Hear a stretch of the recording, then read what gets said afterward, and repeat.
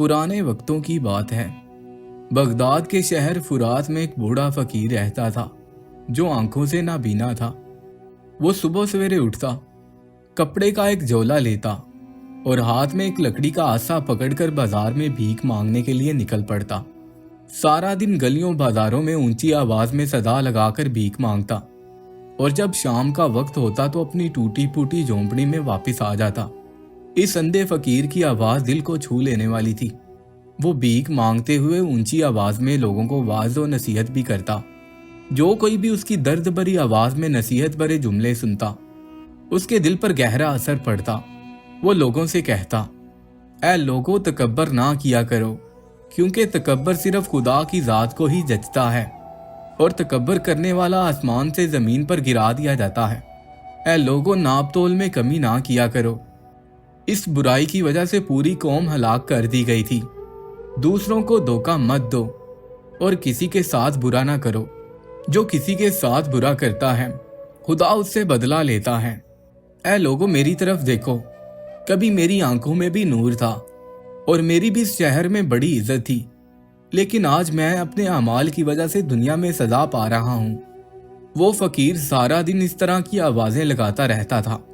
एक दिन वो शहर के चौराहे पर बैठा भीख मांग रहा था। उसके पास एक अमीर आदमी आया।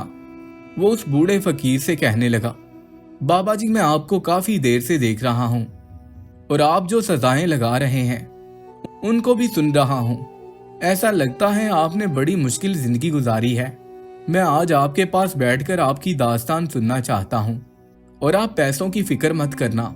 आप सारे दिन में भीख मांगकर जितने पैसे कमाते हो, मैं आपको उसका दुगना दे दूंगा, लेकिन शर्त यह है कि आप मुझे अपनी दास्तान बिल्कुल सच सुनाओगे। उस बूढ़े ने अपना झोला और आसा जमीन पर रख दिया और उस नेक आदमी को दुआएं देने लगा, बेटा, अल्लाह तुम्हें हमेशा खुश रखे। मुझ फकीर पर बीती कहानी सुनकर तुम क्या करोगे? तुम्हें बस उस नसीहत पर अमल करना चाहिए जो मैं लोगों से करता हूँ।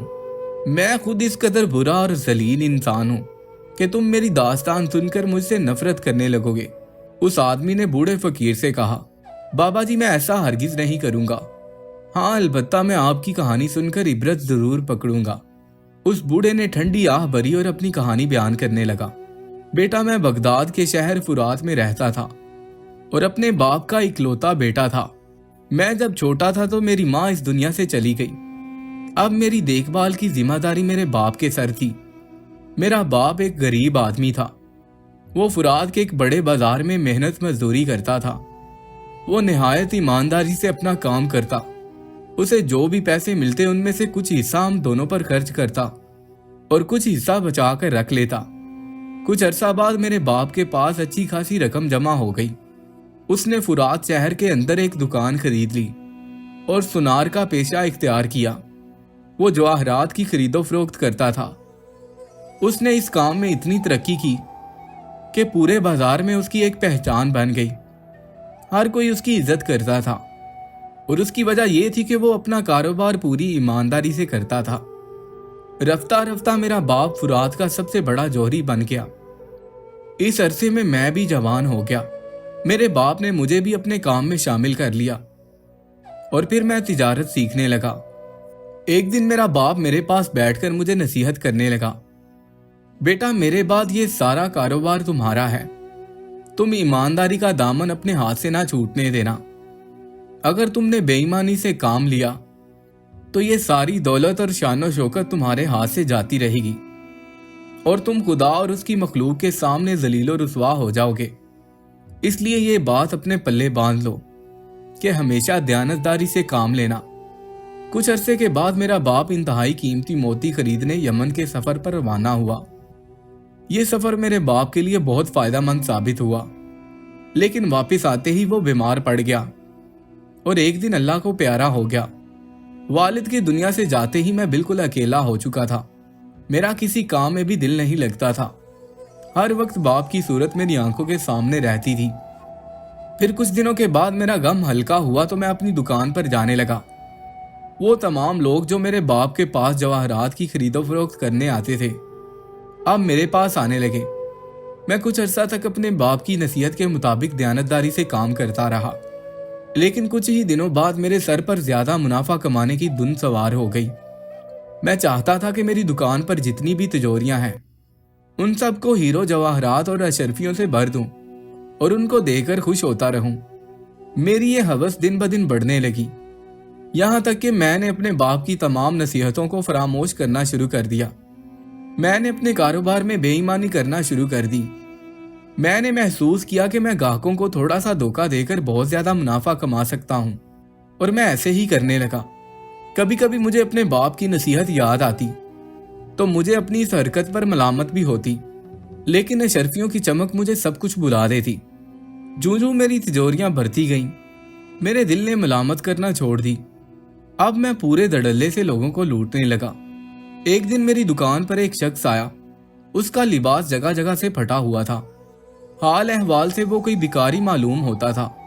वो आते ही मुझे सलाम दुआ करके दुआएं देने लगा। मैंने भिखारी समझकर उसे डांट कर भगाना चाहा, लेकिन उसने आंखों में आंसू भरकर कहा, जनाब मैं भिखारी नहीं हूं। कभी मैं भी बहुत अमीर था, लेकिन बदकिस्मती से हालात ने ऐसा पलटा खाया है कि नौबत फाकों तक आ गई है। अब मैं अपनी दौलत का आखिरी बचा हुआ हिस्सा बाजार में लेकर आया हूं। ये कहकर उसने एक कीमती लाल निकाला और मेरे सामने रख दिया। मैंने अपनी जिंदगी में बहुत कीमती हीरे और जवाहरात देखे थे, लेकिन इस जैसा कीमती लाल मैंने पहली दफा देखा था। ऐसा कीमती नगीना तो बादशाहों के खजानों में हुआ करता है। मैं इस लाल को देखकर दिल ही दिल में बहुत खुश हुआ, लेकिन अगले ही लम्हे मैंने मकर भरे लहजे में कहा, मियाँ ये क्या उठा लाए हो? इसमें तो कोई ऐसी खास बात नहीं लग रही। खैर तुम बताओ, तुम्हें इसके बदले क्या चाहिए? वो शख्स हैरान होकर मेरी तरफ देखकर बोला, आप इस शहर के सबसे बड़े जोहरी हैं। मैं ये सोचकर आपके पास आया था कि आप मुझे इस लाल की सही कीमत अदा करेंगे। यकीन कीजिए मेरे पास जितने भी कीमती पत्थर थे ये उन सबसे कीमती और बेमिसाल हैं, लेकिन आप कहते हैं कि इसमें कोई खास बात नहीं है। उस शख्स की बात सुनकर मैंने वो लाल हाथ में उठाकर देखा। उसकी कीमत कम से कम 5 लाख अशरफियों से कम नहीं थी। फिर मैंने उसे नीचे रखकर कहा, मुझे इसमें कोई खास बात मालूम नहीं होती। इसमें बहुत सारे ऐब हैं। अगर इसमें ऐब ना होते तो इसकी कीमत लाखों अशरफियां मालियत होती, लेकिन अब इसकी कीमत चंद अशरफियों से ज्यादा नहीं है। ये कहकर मैंने लाल उसके सामने रख दिया और लापरवाही से अपने काम में मसरूफ हो गया, जिससे उसको ये लगे कि मैं वाकई सच कह रहा हूं। उस शख्स ने बराई हुई आवाज में कहा, आप ठीक ही कह रहे होंगे। फिलहाल मुझे पैसों की बहुत जरूरत है। आप मुझे इसकी जो भी कीमत है वो अदा कर दें।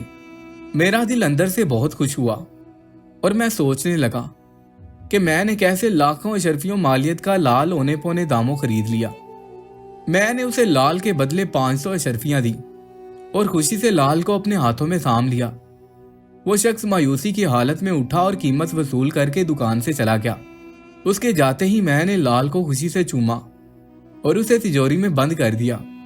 मैं दिल ही दिल में कहने लगा कि आज मुझे बहुत बड़ा मुनाफा मिला है। अब मैं जब चाहूं इस लाल के बदले लाखों अशरफियां कमा सकता हूं। कुछ दिन बाद मैं अपनी दुकान पर बैठा हुआ था कि मुझे एक घोड़े के टापों की आवाज सुनाई दी। घोड़े के टापों की आवाज सुनकर मैं दुकान से बाहर आया कि एक शख्स घोड़े पर सवार था। वो मेरी दुकान के सामने आकर रुका और घोड़े से गिरकर मर गया। मैं तजस्सुस से उसके पास गया तो लोगों ने मुझे घेर लिया। वो लोग मेरी पिटाई करने लगे। सब लोग यही कहने लगे कि घुड़सवार को तुमने मारा है। मैं उन्हें लाख समझाता रहा, लेकिन किसी ने मेरी बात ना सुनी। मैंने अपने ताजर भाइयों को भी मदद करने के लिए पुकारा, लेकिन कोई भी मेरी मदद को ना आया। कोतवाल मुझे गिरफ्तार करके शहर की अदालत में ले गया। शहर का सरदार बहुत जालिम था। जब उसने सुना कि मैंने घुड़सवार को जान से मार दिया है तो उसने मुझे मौत की सजा सुना दी। उसने जलाद को बुलाकर मुझे उनके हवाले कर दिया। जलाद ने रात को मुझे मौत की कोठरी में बंद कर दिया। मैं अपनी जिंदगी से मायूस हो चुका था। आधी रात को काल कोठरी का दरवाजा खुला। शहर का सरदार अंदर दाखिल हुआ। मैं उसके कदमों में गिरकर कहने लगा, जनाब मुझ पर रहम कीजिए, मैं बिल्कुल बेगुनाह हूं। सरदार ने कहका लगाया और कहने लगा, तुम बहुत बेईमान आदमी हो। मैं तो तुम्हें अच्छी तरह से जानता हूं और मैं इसी इंतजार में था कि तुम किसी तरह मेरे शिकंजे में आ जाओ। अब तुम्हें सूरज निकलने से पहले पहले मौत की सजा दे दी जाएगी। जिस पर मैं कहने लगा, सरदार मुझे माफ कर दें। सरदार कहका लगाकर बोला, सादा अल्फाज में माफी से काम नहीं चलेगा बेवकूफ जौहरी। मैंने सुना है कि तुमने बहुत माल जमा कर रखा है, कुछ इस दौलत में हमें भी हिस्सा मिलेगा या नहीं? अब मैं सरदार का मकसद समझ चुका था। वो मेरी जान बख्शने के बदले मुझसे मेरी दौलत मांग रहा था। अभी मैंने कांपते हुए कहा, जनाब वो सारा माल आपका है, आप जो हुक्म देंगे मैं उस पर अमल करूंगा। वो हंसकर बोला, अब आया ना ऊंट पहाड़ के नीचे। अगले दिन उसने मुझे अदालत में बरी करवा दिया और फिर मेरी दुकान के आधे जवाहरात रिश्वत में ले लिए।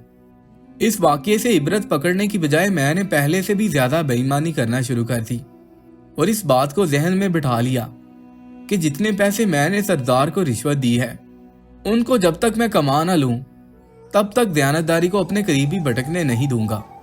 लेकिन खुदा को कुछ और ही मंजूर था। शायद उसने मुझे मेरे अमाल की सजा देने का फैसला इस दुनिया में ही कर लिया था। एक दिन मैं अपनी दुकान पर आया तो देखा कि मेरी दुकान का दरवाजा खुला था।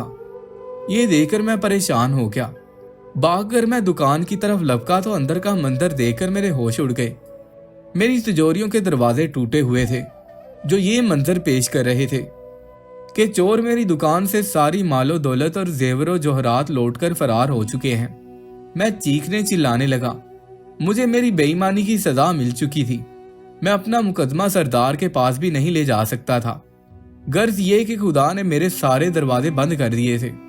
अब मुझे एहसास हुआ कि मुझे मेरे बाप की नसीहतों को ठुकराना नहीं चाहिए था। मैं रोता हुआ घर आ गया। घर आकर मैंने संदूक खोला। उस संदूक में मैंने वही लाल रखा था जो मैंने उस शख्स से औने पौने दामों में लिया था। मेरी किस्मत अच्छी थी कि दुकान पर चोरी होने से एक रात पहले मैं इसे घर पर ले आया था। अब मेरा मकसद इस लाल को बेचकर दोबारा से अमीर होने का नहीं था, बल्कि मैं इस लाल को उस शख्स के हवाले करना चाहता था जिसके साथ मकारी करके मैंने ये खरीदा था। मैं राह रास्त पर आना चाहता था, लेकिन शायद अब बहुत देर हो चुकी थी। मुझे मेरे गुरूर की सजा मिल चुकी थी। फुरात शहर का अमीर तरीन जौहरी फाकों की जिंदगी गुजारने लगा, लेकिन मुझे अपनी गुर्बत की जिंदगी से कोई वहशत नहीं होती थी। मुझे वहशत होती थी तो सिर्फ अपने अमाल की वजह से। मैंने बहुत सारे लोगों के साथ धोखा और बेईमानी की थी। मैंने बहुत सालों बेईमानी करके जितना भी माल जमा किया था वो एक लम्हे में मेरे हाथों से जाता रहा। मैंने अपनी जिंदगी की सबसे बड़ी बेईमानी उस बूढ़े शख्स से की थी जो मजबूरी और लाचारी की हालत में मेरे पास ये लाल लेकर आया था। मैंने फैसला कर लिया कि मैं इस शख्स को ढूंढकर उसे ये लाल वापस कर दूंगा। मैं 30 साल तक इस शख्स की तलाश में बगदाद की गलियों में रोता रहा और भटकता रहा, लेकिन वो मुझे कहीं ना मिला। रो रो कर मैं अंधा हो गया, लेकिन उस शख्स को मैं तलाश नहीं कर पाया। इसीलिए आज भी मैं लोगों को बेईमानी से बचने की नसीहत करता हूँ।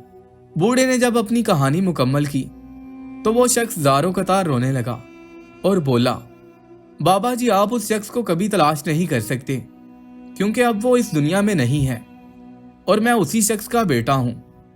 यह सुनते ही बुजुर्ग की एक चीख निकली और वो नौजवान के कदमों में गिरकर रोने लगा और उससे माफिया मांगने लगा। बेटा मुझे माफ कर दो, मैंने तुम्हारे बाप के साथ अच्छा नहीं किया। उस नौजवान लड़के ने बुजुर्ग से कहा, बाबा जी आप मेरे लिए मेरे बाप की जगह हैं, मेरे कदमों में गिरकर मुझे शर्मिंदा ना करें। बुजुर्ग ने उसी वक्त अपना झोला उठाया और उसमें से लाल निकालकर उस लड़के के हवाले किया और कहने लगा, बेटा मैंने ये इरादा किया था कि मैं ये लाल तुम्हारे बाप को वापस कर दूंगा। अब वो इस दुनिया में नहीं है तो इसे तुम रख लो। बाप की अमानत बेटे को मिल जाएगी, इसे कबूल कर लो। इस तरह मेरे गुनाहों का बोझ कुछ हल्का हो जाएगा। उस नौजवान ने बूढ़े शख्स को अपने गले से लगा लिया और कहने लगा, मेरे पास अल्लाह का दिया सब कुछ है। बाबा जी आप समझे कि मेरे बाप को उसका लाल वापस मिल गया। इस लाल को बेच देते हैं और इसकी जो भी कीमत वसूल होगी उसे गरीबों में बांट देंगे। इससे आपके गुनाहों में भी कमी होगी और मेरे बाप को सदका जारिया का भी सवाब मिलेगा। उस नौजवान ने ऐसा ही किया। उसने लाल बेचकर सारा माल उस बुजुर्ग के हाथों गरीबों में तकसीम करवा दिया। उसने बुजुर्ग को अपने साथ लिया और अपने घर ले गया।